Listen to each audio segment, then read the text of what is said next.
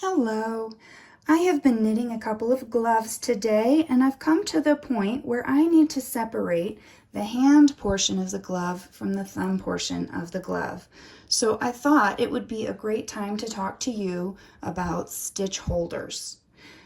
And what I will do is show you this on two different gloves, but I have the exact same glove here knit on double point needles and then knit in the magic loop on circular needles. I'm going to show you how to separate the thumb with a regular traditional stitch holder, and then after that I'll show you how to use scrap yarn if you don't have a stitch holder. So what I've done is I've knit up until my stitch marker, which will be the last stitch that's going to be on the hand part of this glove. So I need to knit into that stitch and put it over onto my right needle. I can get rid of this stitch marker at this point because it's only going to get in the way, and set it aside. And now I need to start slipping the thumb stitches onto my stitch holder.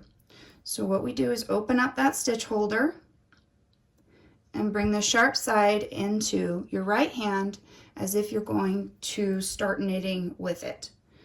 And then you'll make sure to hold this working yarn behind the stitches, and you'll begin slipping stitches purlwise onto this needle, taking care that you don't twist them.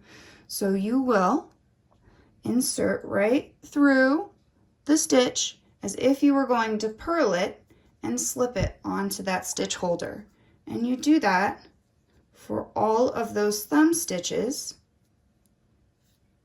until you've separated the thumb and the glove hand. With this magic loop, we'll turn it and straighten out our needles, pull them around, just like you would do if you were going to continue knitting.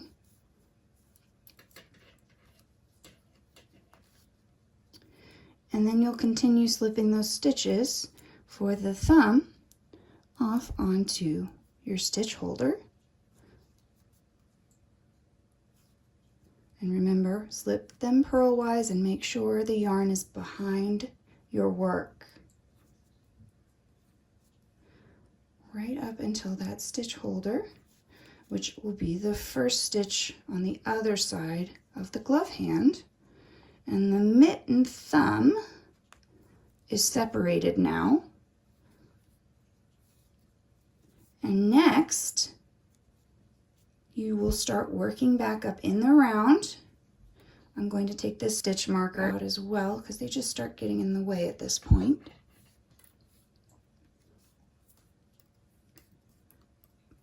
And continue working in the pattern. My pattern is just knits all around. And when you go to this stitch, make sure you don't leave a very long bit here. About this much is enough because it will stretch back into your other stitches, but if it's longer than that, you will have a very large gap to work with. So try to keep that relatively even there and not too loose of a hole there. But once you've gotten around to the end of that mitten, you can work round and around, and your hand will start forming separately. There you go, let's show you that. Your hand will start forming right there, and the thumb will form there. After you've finished knitting around your hand piece, you'll slip that onto some new needles and work that around separately, and you'll have two separate knit rounds. Now, if you don't have a regular stitch holder, you can do the same thing with just a piece of scrap yarn slipped through a regular darning needle. I've worked this mitten on double point needles, but I worked to the same point here, right up to my stitch marker, which is going to be the last stitch of the glove hand before we start separating the thumb. So we'll knit that off. Take off that stitch marker. And here's where we need to start separating our thumb. So instead of using the stitch holder, I've just laced a little bit of scrap yarn onto this darning needle, and all I will do is making sure the working yarn is behind the stitches, slip those stitches off purlwise onto that scrap yarn with the darning needle until all of those thumb stitches are separated. And once the needle starts getting full, you can slide them down, but don't let them fall off that scrap yarn.